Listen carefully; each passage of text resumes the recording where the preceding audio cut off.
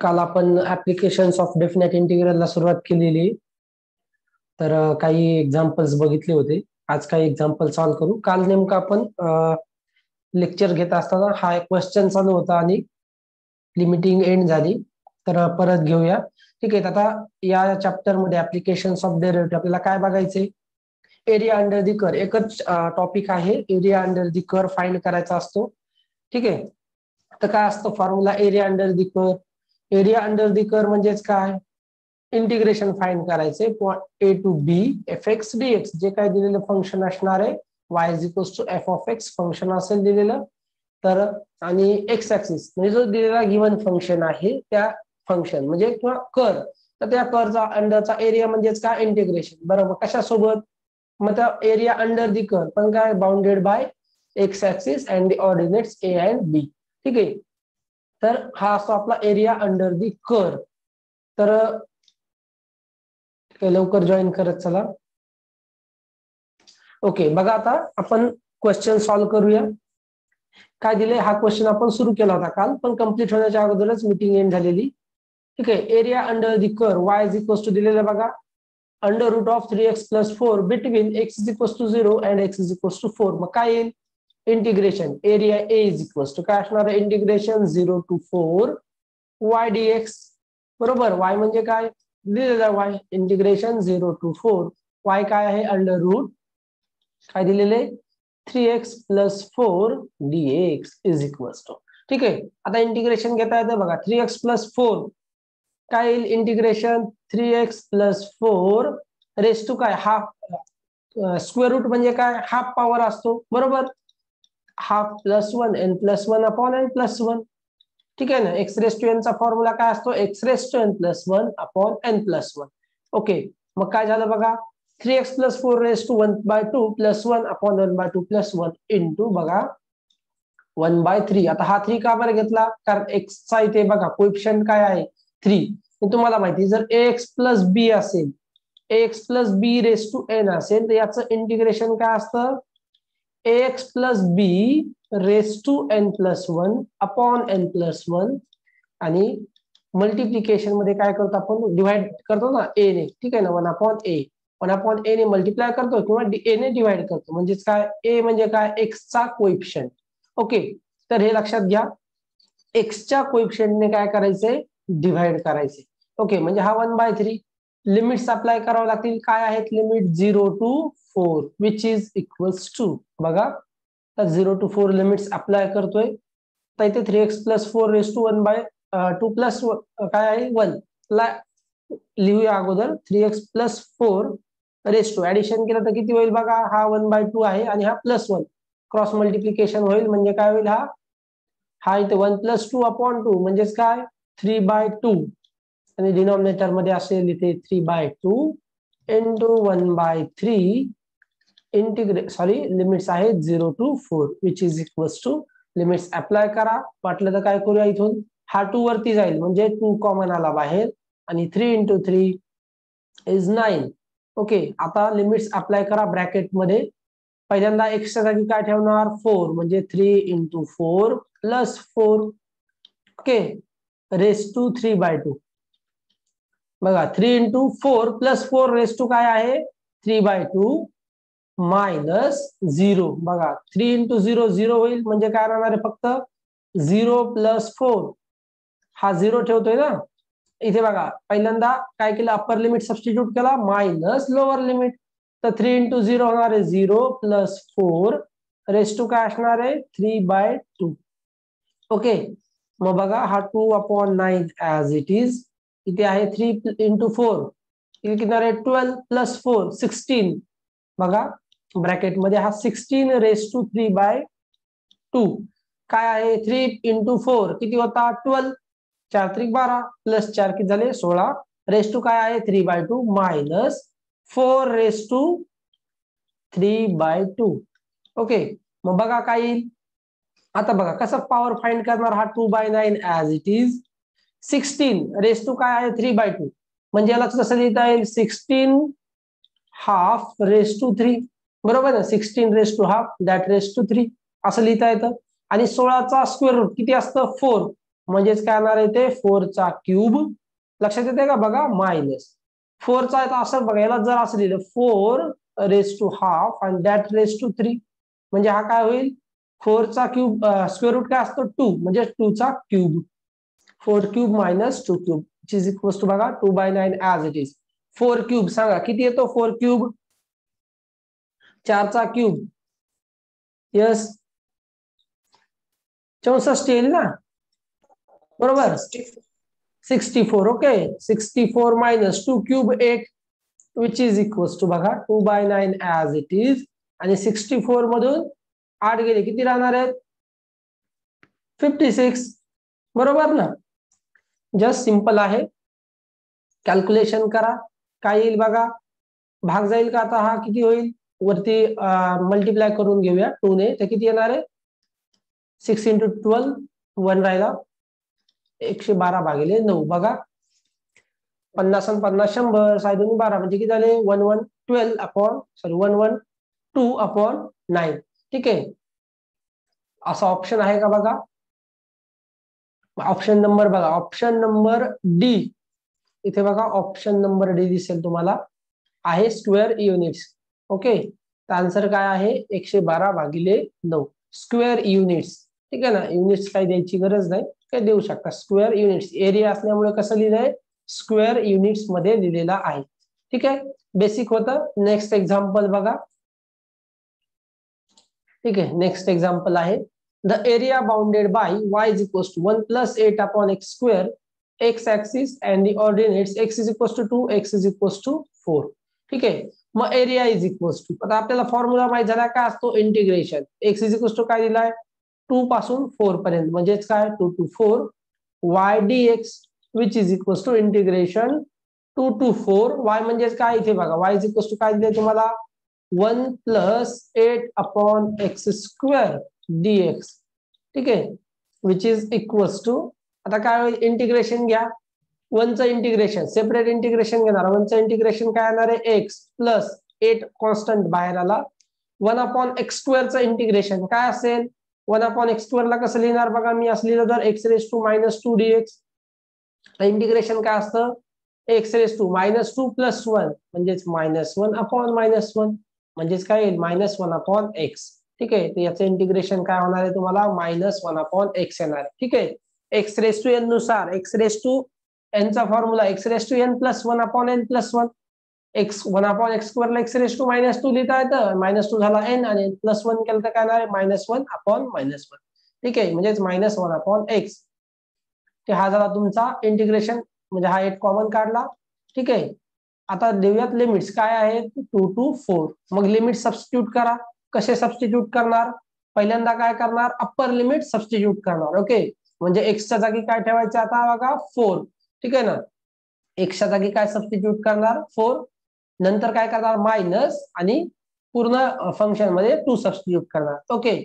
मग बघा पहिल्यांदा एक्सच्या जागी मी 4 ठेवतोय 4 -8 हा 8 आहे आणि ते -1 म्हणजे -8 अपॉन एक्सच्या जागी काय ठेवायचं आहे 4 ठीक आहे. फर्स्ट सबस्टिट्यूट केलं मायनस आता 2 सबस्टिट्यूट करूया काय येईल ब्रॅकेट मध्ये बघा 2 -8 upon 2 which is equals to पहिल्यांदा अप्पर लिमिट सबस्टिट्यूट केलं नंतर लोअर लिमिट ओके. हा बघा 4 × 2 8 म्हणजे 4 - 2 हा 2 येणार आहे ठीक आहे ना. 8/4 म्हणजे काय 4 ने भाग जाईल ठीक आहे 2 येईल तर 4 - 2 किती आला 2 मायनस हा काय होईल 4 2 ने भाग जाईल त्याला ठीक आहे ना 2 ने डिवाइड केलं जर 8 ला तर किती येणार आहे 4 आणि 2 - 4 is -2 2 - 4 is -2 which is equals to हा मायनस मायनस प्लस होईल म्हणजे 2 + 2 इज इक्वल्स टू 4 ठीक आहे. तर आन्सर काय येणार आहे तुमचं 4 ऑप्शन नंबर बघा बी आहे करेक्ट आन्सर 4 ठीक आहे. ऑप्शन नंबर बी आहे करेक्ट आन्सर 4 यस. नेक्स्ट बघा आता क्वेश्चन ठीक आहे. Area bounded by the curve y is equals to log x x axis and the ordinates x is equals to 1 x is equals to 2 ठीक आहे. आता हा question बघा ओके कमेंट मध्ये टाकताय का बघितलं नव्हतं ठीक आहे. बघा area bounded by the curve y is equals to दिलेला आहे log x, x axis and the ordinates. मग एरियानुसार काय, एरिया इज इक्वल्स टू काय आहे फॉर्म्युला, इंटिग्रेशन. आता लिहूया डायरेक्टली 1 to 2 दिलेले आहेत आपला ऑर्डिनेट्स, आणि y काय दिलेला आहे बघा, लॉग एक्स दिलेला आहे बरोबर. म्हणजेच काय घेणार, log of x dx is equals to. आता मला सांगा इथे इंटिग्रेशन लॉग एक्सचं असं डायरेक्टली इंटिग्रेशन माहिती आहे का आपल्याला. इंटिग्रेशन लॉग एक्सचं डायरेक्टली येत नाही बरोबर आहे. काय करावं लागेल तुम्हाला, फाइंड करावं लागेल बरोबर. कसं फाइंड करणार मग इंटिग्रेशन लॉग एक्सचं, UV नुसार बरोबर आहे ना, LIAT इंटिग्रेशन बाय पार्ट्स. ठीक आहे ना. आता इंटिग्रेशन बाय काय करावं लागेल तुम्हाला, पार्ट्स करून लॉग एक्सचं इंटिग्रेशन फाइंड करावं लागेल. बरं कसं फाइंड करतो मग, इथे 1 कन्सिडर करणार, 1 इंटू लॉग एक्स. मग लॉग एक्स झाला तुमचा U फंक्शन आणि 1 झाला V फंक्शन बरोबर. मग बघा कसं येईल, याचं U ऍज इट इज म्हणजे log x as it is into व्हीचं इंटिग्रेशन असणार आहे एक्स मायनस इंटिग्रेशन ऑफ. ठीक आहे ना. आता इथे आपण वाटलं तर हे पण देऊ शकतो. ठीक आहे ना, 1 to 2 डायरेक्टली दिलं तरीही चालेल. ठीक आहे ना. आता इथे इंटिग्रेशन बाय पार्ट्स घेतोय बघा. पहिल्यांदा log x as it is into 1चं integration x minus integration 1 to 2. आता हे तुम्हाला माहिती इंटिग्रेशन कसं घ्यायचं, डेफिनेट इंटिग्रेशन लॉग म्हणजे U इंटू व्ही जर असेल इंटिग्रेशन बाय पार्ट्स करताना. ठीक आहे. मग काय होईल आता इथे डेरिव्हेटिव्ह ऑफ फर्स्ट म्हणजे U चा डेरिव्हेटिव्ह म्हणजे लॉग एक्सचा डेरिव्हेटिव्ह 1 अपॉन एक्स इंटू ही टर्म रिपीट होते, इंटिग्रेशन ऑफ एक्स काय असणार, सॉरी इंटिग्रेशन ऑफ 1 dx काय असणार आहे एक्स, आणि dx ऍज इट इज. हा एक्स एक्स कॅन्सल होईल, विच इज इक्वल्स टू बघा इथे इंटिग्रेशन 1 to 2 आहे. ठीक आहे ना. हा log x as it is x log x होईल हा, आणि 1 to 2 लिमिट्स. ओके, 1 पासून 2 पर्यंत मायनस. आता इथे 1 राहिला, 1 dx चा इंटिग्रेशन एक्स 1 to 2.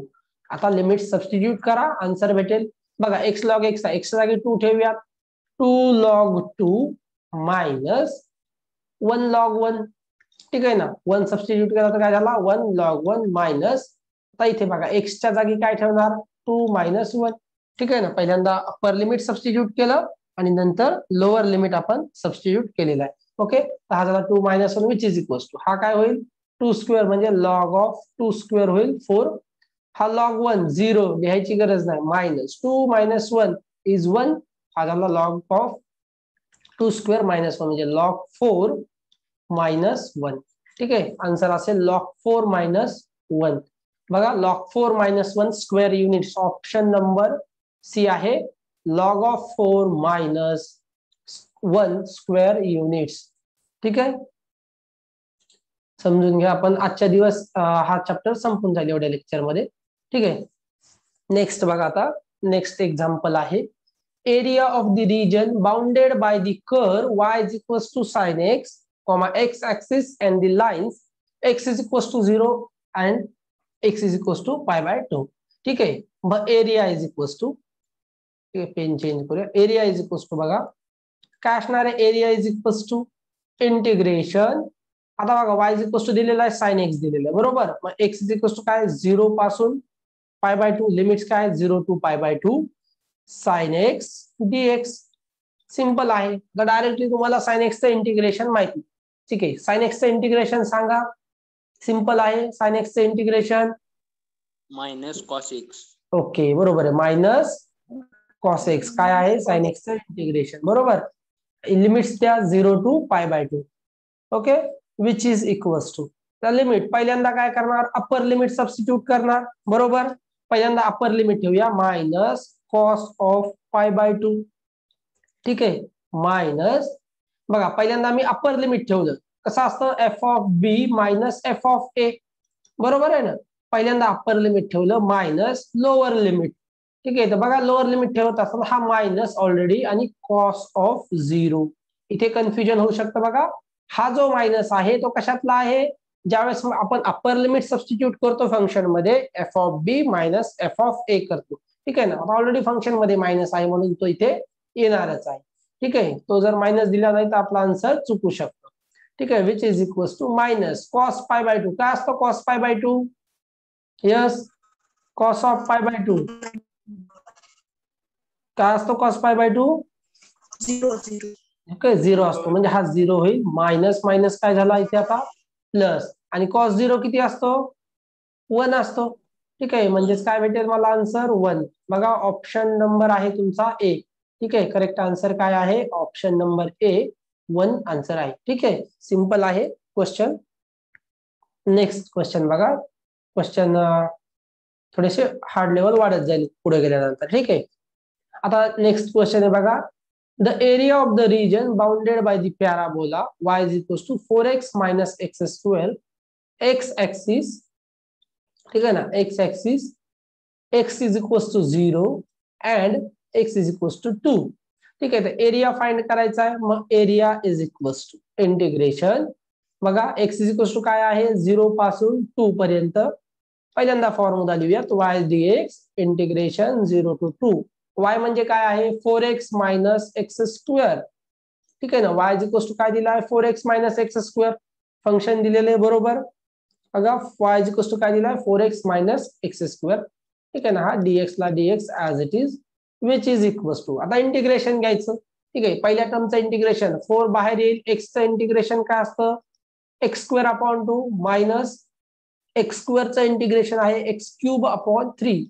ठीक आहे, लिमिट्स आहेत 0 पासून 2 पर्यंत विच इज इक्वल्स टू. ठीक आहे, सिंपल इंटिग्रेशन होतं बघा. 4x मायनस एक्स स्क्वेअर आहे त्याचं इंटिग्रेशन घेतलं. इथे बघा असं आपल्याला लिहायची गरज आहे का, याला असं लिहिणार इंटिग्रेशन 4x dx असं लिहायची गरज नाही. आता माहिती याचं इंटिग्रेशन घ्यायचं याचं घ्यायचं, सिंपल आहे. डायरेक्टली एक्सचं इंटिग्रेशन एक्स स्क्वेअर अपॉन 2 आणि मायनस एक्स स्क्वेअरचं इंटिग्रेशन एक्स क्यूब अपॉन 3. 2 ने इथे डिवाइड करा, ते 2x स्क्वेअर. ठीक आहे ना, हा होईल 2x square minus x cube upon 3 integration sorry limits आहेत 0 to 2. अप्लाय करा 0 to 2 लिमिट्स. पहिल्यांदा काय करणार आता अप्पर लिमिट सबस्टिट्यूट करणार, म्हणजे काय 2 सबस्टिट्यूट करणार, काय होईल 2 into 2 स्क्वेअर. ठीक आहे, मायनस 2 क्यूब अपॉन 3 बरोबर. आता अप्पर लिमिट सबस्टिट्यूट केलं मायनस लोअर लिमिट सबस्टिट्यूट करा. लोअर लिमिट सबस्टिट्यूट करायची गरज आहे का, फक्त 0 लिहायचं काम आहे. ठीक आहे ना, 0 असल्यामुळे. ओके, नेक्स्ट बघा मग काय होईल आता. आता 0 झाला, हा होईल 2 cube minus 2 cube upon 3. Okay, जर 2 क्यूब कॉमन काढला तर 2 क्यूबची व्हॅल्यू लिहा. 2 क्यूबला कॉमन काढूया आणि त्याची व्हॅल्यू लिहू डायरेक्ट. ठीक आहे, काय असतो 2 क्यूब 8. ठीक आहे, किंवा असं जरी लिहिलं 8 upon 8 minus 3 which is equals to. ठीक आहे, 8 कॉमन काढला तर काय राहील 1 upon 1/3. 1 minus 1/3 which is equals to, हा 8 बाहेर राहील. इथे क्रॉस मल्टिप्लिकेशन केलं तर काय होईल, हा 3 मायनस 1 वरती राहील 3 मायनस 1 अपॉन 3, म्हणजेच काय होईल 8 into 2/3 which is equals to 16 upon 3. ठीक आहे, आलं का लक्षात. काय आहे 16/3 कॅल्क्युलेशनचा पार्ट आहे, जस्ट सिंपल पार्ट आहे तो. ओके, तर 16/3 आन्सर येईल. ऑप्शन आहे का बघा, ऑप्शन नंबर बी दिसतोय इथे मला. करेक्ट आन्सर आहे ऑप्शन नंबर बी 16/3. ओके, बघा कॅल्क्युलेशनचा पार्ट जस्ट सिंपल आहे, ते आपण तेवढा समजतो सर्वांना. नेक्स्ट घेऊया आता. Next question. कालच्या सारखं होऊ देऊ नका. जर मीटिंगला समजा एंड होत आली, की समजा मीटिंगचा वेळ होत आला, तर तुम्ही मला तसं कळवत चला. माझं लक्ष असतं, पण कधी कधी आपण ज्यावेळेस फुल स्क्रीन केलेली अशी स्क्रीन असेल तर मग मला दिसत नाही. ठीक आहे, किंवा टाइम वगैरे काही शो नाही होत, कारण तुम्हाला बघा फुल स्क्रीन दिसते माझी, तर इथे मला टाइम वगैरे दिसत नाही. तुम्ही काय करायचं, जर समजा वेळ होत आला, की समजा खूपच 2च मिनिटं बाकी आहेत आणि मी बघितलेलं नाहीये, तर जस्ट मला एक रिमाइंडर देत चला. ओके, नेक्स्ट बघा आता. The area under y is equals to 2x plus sin x between y is equals to 0, x is equals to 0. Okay, बघा आता काय दिले, and x is equals to pi/2 is x is equals to 0, x is equals to pi/2 and x is equal, म्हणजे बघा काय दिलंय y चं function तर ऑलरेडी दिलेलं आहे बरोबर. मग आता y is equals to 0 म्हणजे काय, तुम्हाला जर y is equals to 0 दिले, हे कसं कळणार. y is equals to 0 म्हणजे काय एक्स ऍक्सिस. ठीक आहे ना, y is equals to 0 याचा अर्थ काय एक्स ऍक्सिस. बघा कन्फ्युजन इथे करायची गरज नाही. बघा काय दिलंय एरिया अंडर, असं जर विचारलं तर लक्षात ठेवा, एरिया अंडर फंक्शन दिले बरोबर, y is equals to f(x) 2x plus sin x function दिलेले बरोबर. बिटवीन काय दिलंय y is equals to 0, तर y is equals to 0 म्हणजे काय एक्स ऍक्सिस, आणि हे जे दिले तुम्हाला x is equals to 0 आणि x is equals to pi/2 हे काय आहेत तुमचे लिमिट्स दिलेले आहेत बरोबर, 0 पासून π/2 पर्यंतचे ऑर्डिनेट्स दिलेत एक्स ऍक्सिस वरचे बरोबर. आणि y इज इक्वल टू 0 म्हणजे काही नाहीये एक्स ऍक्सिस. म्हणजे तुम्हाला पहिल्यासारखंच एरिया अंडर द कर्व कसा फाइंड करायचा, bounded by x axis and the ordinates x is equal to 0 to x is equal to π/2. ठीक आहे, तर y इज इक्वल टू 0 दिलं तर कन्फ्युजन करण्याची काही गरज नाहीये, जस्ट काय आहे ते एक्स ऍक्सिस आहे. ओके, म्हणजे तुम्हाला तेच परत जसं एक्स ऍक्सिस मध्ये असा काहीतरी कर्व असेल इथे, हे हा एक्स दिला असेल समजा इथे 0 पासून दिले तर समजा इथपर्यंत असेल 0 टू π/2 असंच असेल. ओके, तर हाच रिजन आपल्याला फाइंड करायचा आहे. लक्षात ठेवा y इज इक्वल टू 0 दिला असेल तरी कन्फ्युजन करण्याचं काही कारण नाही, डायरेक्टली काय करायचंय एक्स ऍक्सिस आहे, y इज इक्वल टू 0 म्हणजेच काय एक्स ऍक्सिस सेम राहणार आपलं.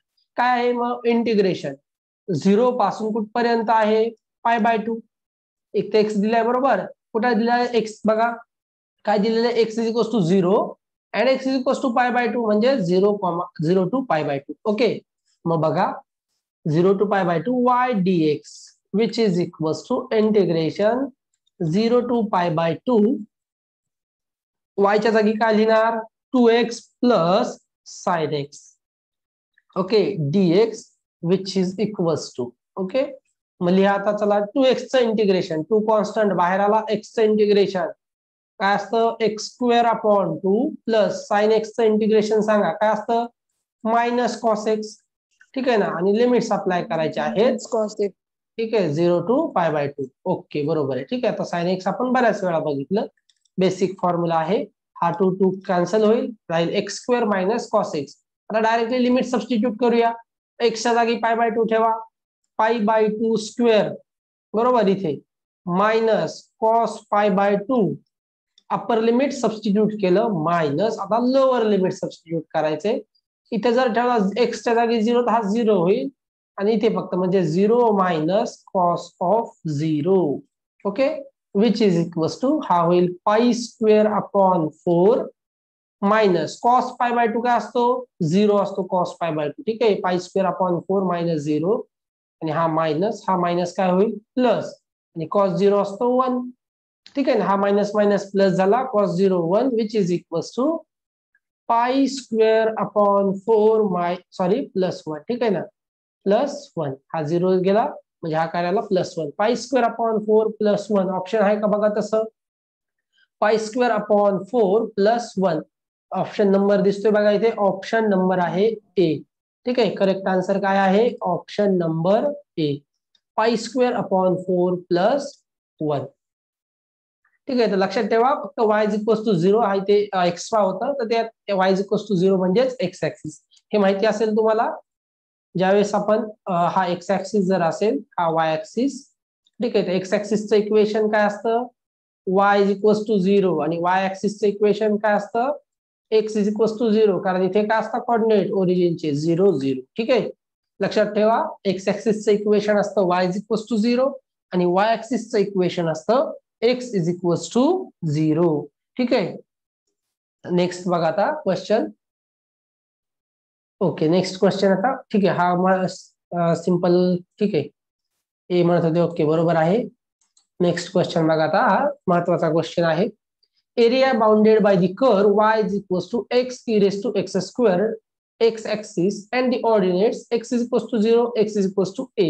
ओके, बघा आता एरिया इज इक्वल टू काय आहे आपल्याला माहिती integration, x is equal to काय दिलाय 0 टू a दिलाय, म्हणजेच काय 0 टू a बरोबर y dx.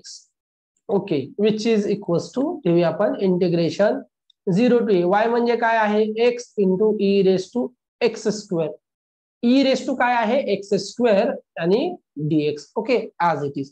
आता मला सांगा याचं इंटिग्रेशन. ओके, हा एरिया आहे इकडे, तर इंटिग्रेशन कसं घेणार x इंटू e⁻⁴ चं, यस सांगता येईल का इंटिग्रेशन कसं घेणार आपण, चला सांगा बरं.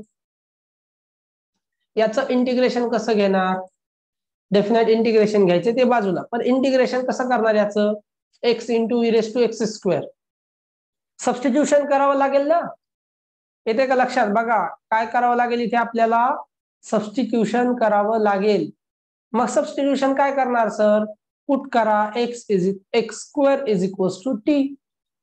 बघा लक्षात घ्या, असा जर आलेला असेल क्वेश्चन इथे बघा u इंटू व्ही नाही करायचे, कारण e raise to x square तर तुम्हाला डायरेक्टली इंटिग्रेशन फाइंड करता येणार आहे का?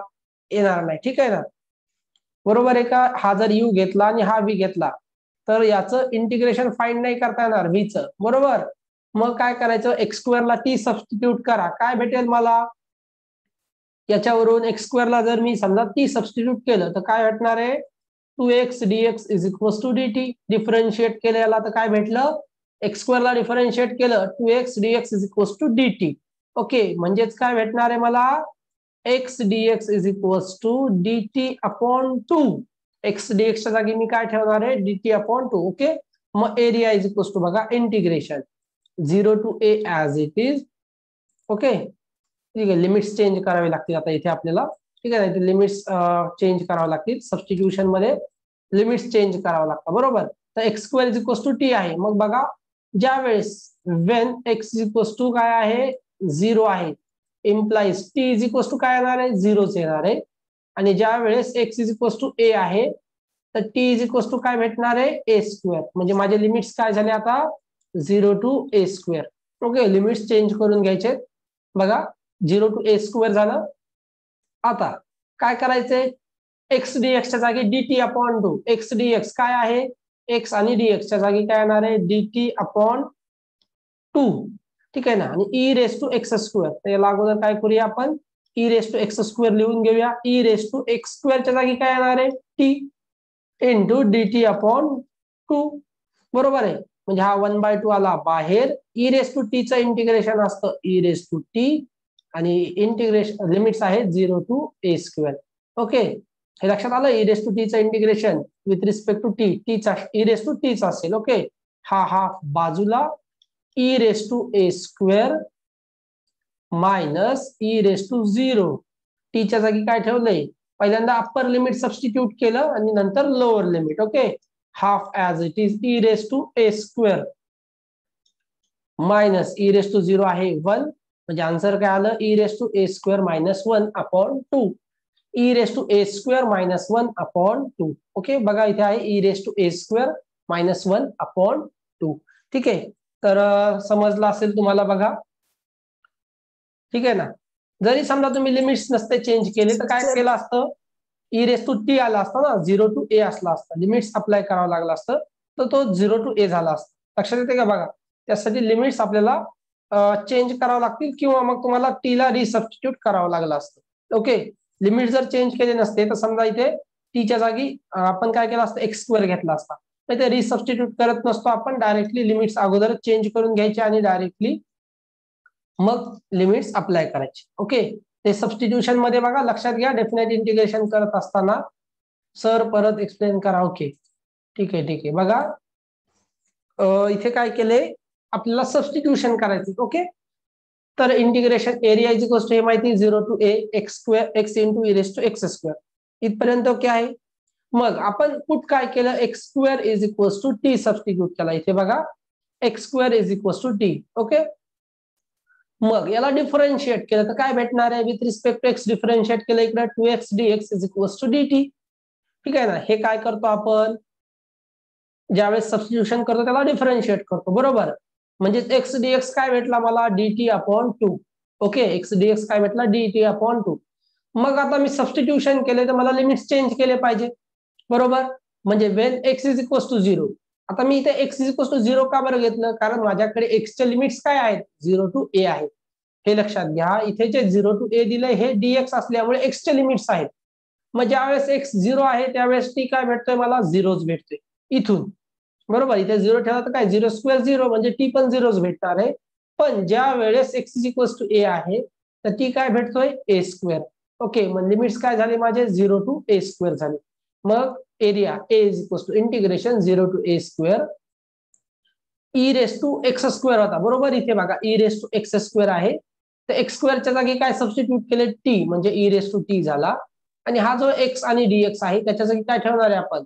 एक्स डीएक्सच्या जागी काय ठेवतोय? dt upon 2. तो झाला dt अपॉन 2. 1/2 बाहेर काढला. ई रेस टू टीचं integration e raise to 2 e raise to t आणि लिमिट्स आहेत 0 टू ए स्क्वेअर. ओके, मग हा बाहेर. पहिल्यांदा अप्पर लिमिट सबस्टिट्यूट केलं, टीच्या जागी ए स्क्वेअर ठेवला, e raise to a square minus lower limit substitute केलं 0.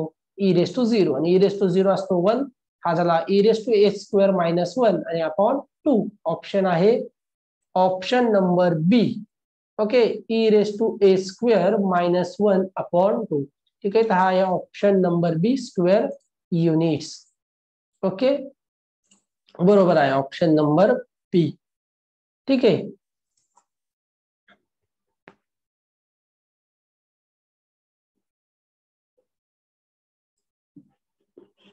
ओके नेक्स्ट बघा आता नेक्स्ट क्वेश्चन घ्या ओके एक मिनिट वरती घेऊया त्याला थोडस ठीक आहे area between the curve y is equal to sine square x ठीक आहे तुम्हाला थोडस दिसत नसेल खालीच घेऊया जस्ट मोमेंट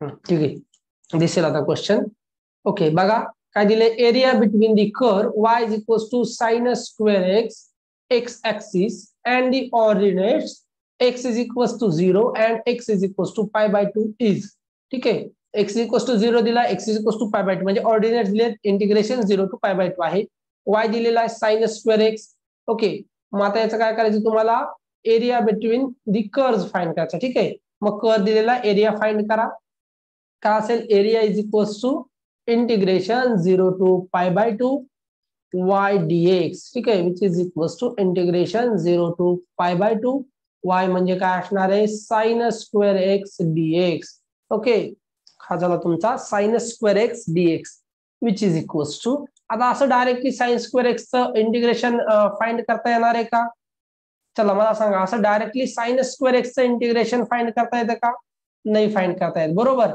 साइन स्क्वेअर एक्सचं आपण डायरेक्टली इंटिग्रेशन फाइंड करू शकत नाही बरोबर आहे मग कसं फाइंड करणार बघा साइन स्क्वेअर एक्सचा जागी आपल्याला काहीतरी सबस्टिट्यूशन करावं लागेल फॉर्म्युला वापरावा लागेल बरोबर इथं आता सबस्टिट्यूशन पण करता येणार नाही मग बघा मला सांगा फॉर्म्युला सांगा चला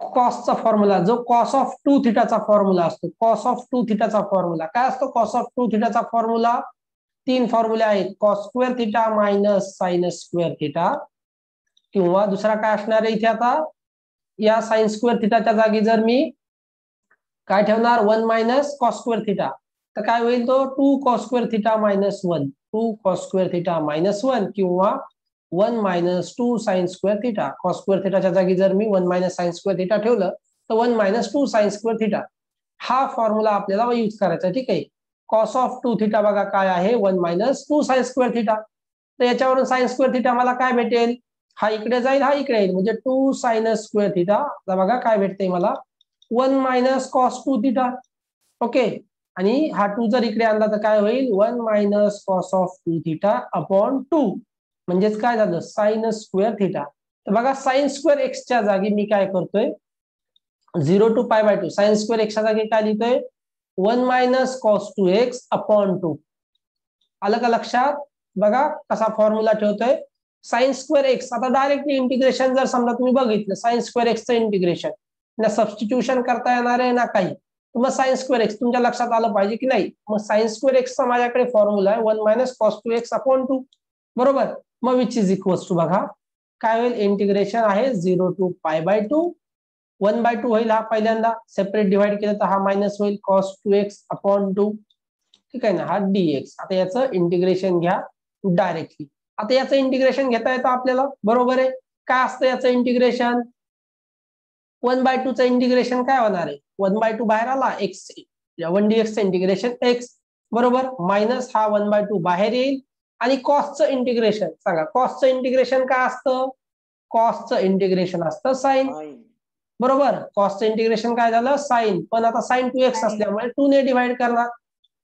ओके सिंपल आहे ना 0 to pi by 2 लिमिट्स समजलं का इथपर्यंत बघा काय केलं आपण साइन स्क्वेअर एक्सच्या जागी काय ठेवला 1 मायनस कॉस 2x अपॉन 2 तो सेपरेट डिवाइड केला 1 by 2 minus cos 2x upon 2 बरोबर मग 1 by 2 चं इंटिग्रेशन झालं 1 by 2x ठीक आहे ना मायनस 1 by 2 इथून कॉमन काढला आणि कॉस एक्सचं कॉस ऑफ 2x चं इंटिग्रेशन आहे कॉसचं इंटिग्रेशन साइन आणि तो 2x असल्यामुळे डिवाइडेड बाय 2 केलं विच इज इक्वल्स टू, आता इथे लिहूया, आता लिमिट्स अप्लाय करा, ठीक आहे ना. π/2 सबस्टिट्यूट करा, बघा काय येईल, हा 1/2 as it is into π/2 minus हा 1/4 होईल आणि साइन 2x, एक्सच्या जागी π/2 म्हणजे हा काय होणार आहे पाय. बघा हा π/2 2 कॅन्सल होईल म्हणजे पाय राहील. ओके, हा येईल एका ब्रॅकेट मध्ये आणि मायनस लोअर लिमिट सबस्टिट्यूट करायचं आता 0. बघा जर लोअर लिमिट सबस्टिट्यूट केलं तर 0 येणार आहे, मी डायरेक्टली 0 लिहिलो. हा इथे 0 ठेवला 0 होईल आणि साइन 0 0 असतो. ओके, म्हणून डायरेक्टली लिहिलेले आपण, ठीक आहे. विच इज इक्वल्स टू, बघा हा होईल π/4 आणि हा साइन एन पाय 0 असतो. बघा तुम्हाला सांगितले साइन एन पाय हा 0 असतो, साइन पाय 0 म्हणजे हा परत 0 झाला, म्हणजे फक्त काय राहिलं π/4. म्हणजे आन्सर काय झालं माझं, करेक्ट आन्सर π/4. ऑप्शन बघा आहे का, ऑप्शन नंबर बी आहे करेक्ट आन्सर π/4. ओके, समजलं का आता हे. लक्षात ठेवायचं, असं जर साइन स्क्वेअर एक्स किंवा कॉस स्क्वेअर एक्स असं जर आलं इंटिग्रेशन मध्ये, लक्षात ठेवा इंटिग्रेशनच्या इथे जर साइन स्क्वेअर एक्स किंवा कॉस स्क्वेअर एक्स आला तर त्याला काय करायचंय, cos 2 थिटाच्या फॉर्म्युल्यामध्ये लिहायचे. कारण तुम्हाला cos 2 थिटा म्हणजे कॉसचं इंटिग्रेशन डायरेक्टली घेता येतं, स्क्वेअरचं घेता येत नाही, बरोबर. साइन स्क्वेअर एक्स किंवा कॉस स्क्वेअर एक्सचं इंटिग्रेशन आपल्याला माहिती नाही डायरेक्टली, पण कॉस एक्स किंवा साइन एक्सचं माहिती आहे. मग साइन स्क्वेअर एक्स किंवा कॉस स्क्वेअर एक्सला काय करायचं, cos 2 थिटाच्या फॉर्म्युल्यामध्ये लिहायचं, म्हणजे आपण त्याचं काय करू, इंटिग्रेशन घेता येईल आपल्याला कॉस मध्ये आल्यामुळे, बरोबर. ठीक आहे, जर कॉस स्क्वेअर असला असता तर काय केलं असतं, 1 + cos 2 थिटा अपॉन 2, ठीक आहे ना. कॉस स्क्वेअर थिटाचा फॉर्म्युला काय झाला असता, 1 + cos 2 थिटा अपॉन 2 झाला असता आणि मग त्याचं इंटिग्रेशन आपण घेतलं असतं. ओके, लक्षात ठेवा, जर असं साइन स्क्वेअर एक्स किंवा कॉस स्क्वेअर एक्स जर इंटिग्रेशन मध्ये आला काय करायचंय, cos 2 थिटाचा फॉर्म्युला वापरायचा आहे. ओके, तर आपण मीटिंग एंड होत आलेली आहे, एंड करूया. एक 5 मिनिटानंतर जॉईन करा न्यू मीट साठी. ओके, आता बघा 12:41 झालेत, एक 12:45 नंतर जॉईन करा, एंड करूया मीटिंग, टाइम होत आलेला आहे.